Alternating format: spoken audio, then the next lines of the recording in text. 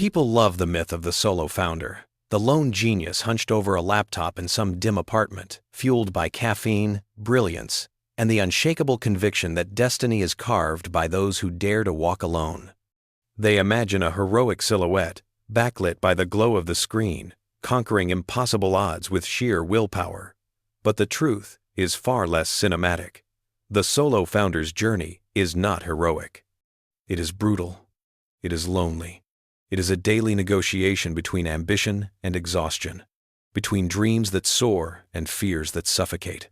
And the hardest battles are the ones no one ever sees. I didn't set out to be a solo founder. In fact, I started like everyone else, searching for a partner, someone who would share the madness, the burden, the long nights, and looming failures. But the people I trusted peeled away, some politely, some abruptly, some without a word. Eventually, I found myself standing alone with an idea that refused to leave me. And that's the thing about certain ideas. Even when everyone else walks away, they stay. They cling to your ribs. They whisper at night. They demand to be built. So I built it, alone. In the beginning, the silence was comforting. No disagreements, no debates, no compromises. Just me, my stubbornness, and the terrifying freedom to make every decision without asking permission. But freedom quickly transforms into weight, and that weight became my shadow. The first challenge wasn't technical, it wasn't financial, it was psychological. When you're a solo founder, every voice of doubt in your head becomes amplified. There is no partner to counterbalance the darkness. No one to say, "We'll figure it out." No one to remind you that failure isn't fatal. Your mind becomes both your only ally and your most vicious enemy. I remember nights when I stared at the screen for hours, hands frozen above the keyboard, unable to write a single line of code because the voice in my head kept whispering, "What if this is all a waste of time?" But then the morning came, and I built anyway, not because I was fearless, but because the fear of regretting inaction was louder than the fear of failing. People talk about product-market fit as if it's found through clever frameworks and user interviews. But when you're building alone, product-market fit is often just the process of fighting through your own uncertainty long enough to realize the idea still wants to live. The first time a stranger used my product, I cried. No exaggeration. I cried because, for the first time in months, it wasn't just me. Someone else saw value in something that had nearly destroyed me. But with growth came a new wave of challenges ones no solo founder is ever prepared for. Customer support? Me. Product design? Me. Engineering? Me. Sales? Me. Fundraising? Me. Legal? Me. The solo founder's job is not building a company, it is becoming a company. Every skill you lack becomes a mountain you must climb. Every weakness becomes a problem that waits for you at 2 a.m. And the worst part is that people assume you're strong simply because you're alone. They mistake isolation for independence, loneliness for leadership. But solo founders don't choose independence, they endure it. I hit my breaking point 6 months in. Revenue was non-existent. Bugs were everywhere. My savings evaporated so fast it felt like watching a slow-motion drowning. I ate rice and eggs for weeks, lost weight, lost sleep. Lost pieces of myself I didn't realize were detachable. And then, the darkest moment arrived the night I almost quit. It was raining, violently. The kind of storm that makes cities feel like grieving creatures. I sat at my desk, soaked in blue light, staring at metrics that made my chest tighten. For a moment, one long, painful moment, I closed my laptop and whispered, "Maybe this isn't meant for me." And with that whisper came a flood of sorrow, grief, really. The grief of letting go of the last fragile thing you've been holding together. But then something unexpected happened. My phone buzzed. A user had sent an unsolicited message. "Hey, I just wanted to say your product helped me solve something I've been stuck on for months. Don't stop building this." One message, one stranger, one lifeline. And suddenly the storm outside didn't feel as loud. That night taught me the truth that carried me through the years that followed.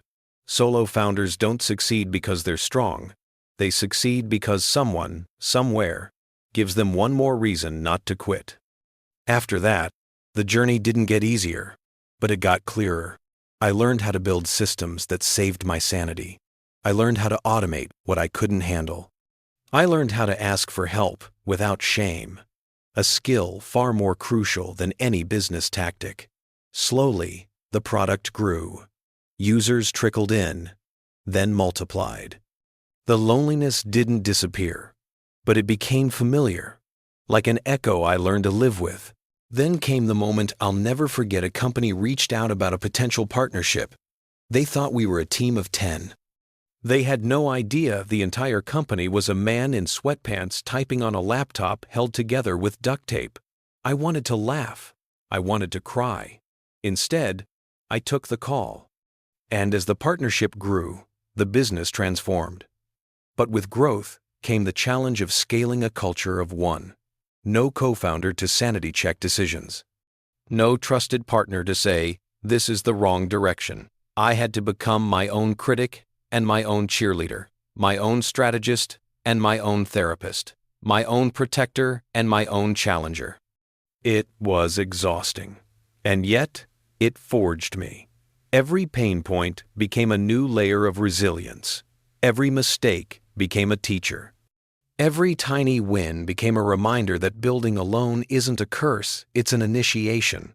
And then came the moment that changed everything. I realized I didn't want to be alone anymore. Not because I was weak, but because the company had grown beyond the limits of a single human being. The solo founder's real triumph is not surviving the journey alone. It's recognizing the moment when the mission deserves more than one set of shoulders carrying it. So, I hired my first employee, a generalist. A believer, someone who understood the scrappiness, the scars, the history etched into the product. And when she joined, something shifted inside the company and inside me. For the first time, the burden felt shareable. For the first time, I could breathe. For the first time, I saw the next chapter clearly. Because solo isn't a permanent state. It's a rite of passage, a forge. And standing there on the day we celebrated our first real revenue milestone, surrounded by a team that existed only because I refused to quit on nights the world felt unbearably heavy, I understood what the journey had truly been about. Not survival, not success, not validation, becoming someone capable of leading, becoming someone capable of trusting again. Becoming someone shaped not by the absence of support but by the resilience built in the silence. And as I look back now at the storms, the loneliness, the doubt, the tiny miracles that pulled me forward, I can say this with absolute clarity. The solo founder's journey is not defined by being alone, but by who you become because you were.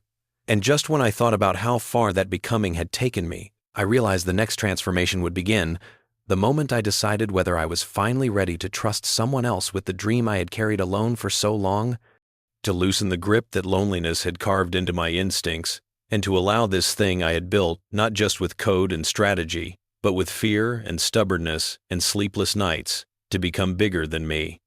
Because that is the final crucible of every solo founder's journey. Learning that strength isn't proven by how much you can hold alone, but by how gracefully you can let others hold it with you.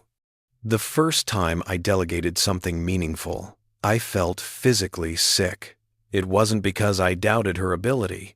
It was because my identity had fused so tightly with the act of doing everything myself that letting go felt like betrayal. For years, my survival depended on my ability to carry every burden. Suddenly, I was being asked, by circumstance, by growth, by truth, to let someone else carry a piece of it. It felt unnatural. But growth is always unnatural at first, so I let go. A little, then a little more, and with each step, the company expanded into the space my fear once occupied. The product improved. The support improved. The customers felt more seen. The late nights became less suffocating, and I began to understand something I had refused to see earlier. Being a solo founder is not about doing everything alone. It's about learning what only you can do. And what only I could do was lead, not micromanage, not control, not cling. Lead. But leading after years of solitude is like learning to speak again after months of silence. I stumbled. I overcorrected. I apologized more times than I can count. But with every mistake, my team taught me something profound. People don't expect perfection. They expect presence. They expect truth. They expect someone who won't disappear when things get hard. And that was a role I knew I could grow into. As the team grew, so did the company. What once felt like a fragile, flickering idea now pulsed with the force of a living organism. I watched new hires build systems I never could have imagined, watched decisions get made without me in the room, watched momentum form from collaboration rather than sheer willpower.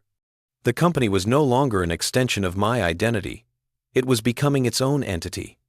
And instead of fearing that, I felt something I hadn't felt in years. Relief. But as with every chapter in the solo founder's story, relief didn't last long, because the next challenge wasn't how to build alone, it was how to lead together. Teams bring brilliance. Teams also bring conflict. And I had spent so many years talking only to myself that navigating disagreements felt like another mountain to climb. The first major conflict nearly broke me. Two leaders, both brilliant, both passionate, both convinced the other was destroying the product. Their tension infected the entire team. Productivity stalled. Morale cracked.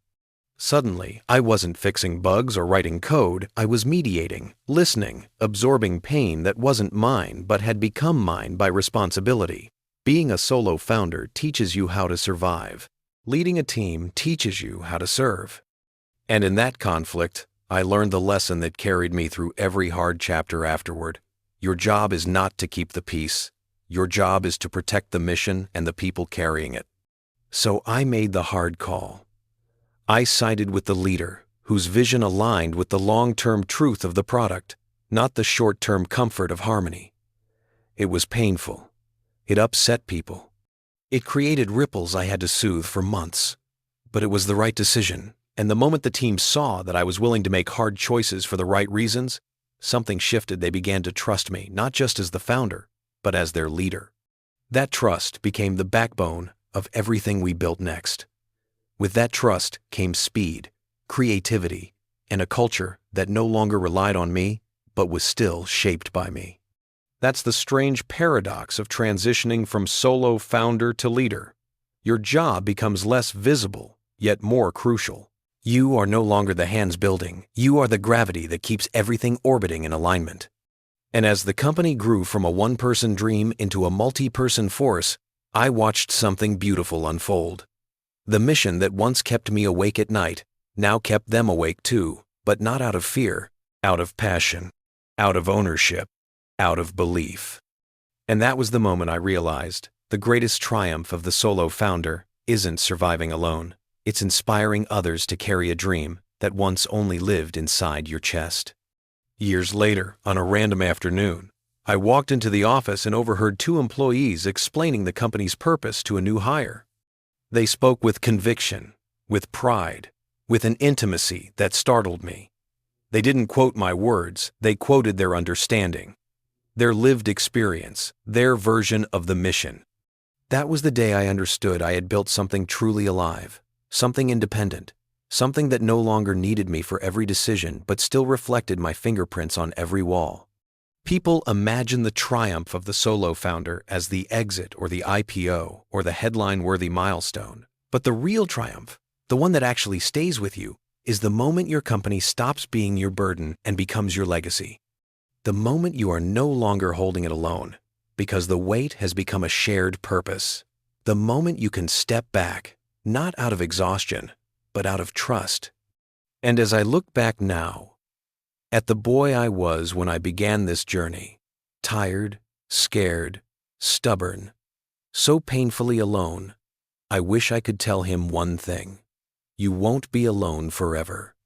The loneliness is shaping you. The struggle is preparing you. And the people you dream of building with, they're waiting for you at the end of this long, brutal, beautiful road. And if this story stirred something inside you, if it reminded you that your loneliness has meaning, that your fight has purpose, that your journey will not end the way it began, tell me in the comments what part hit hardest. And if you want more unfiltered, battle-scarred founder stories like this, hit follow, because your next chapter is already forming in the dark, even if you can't see it yet.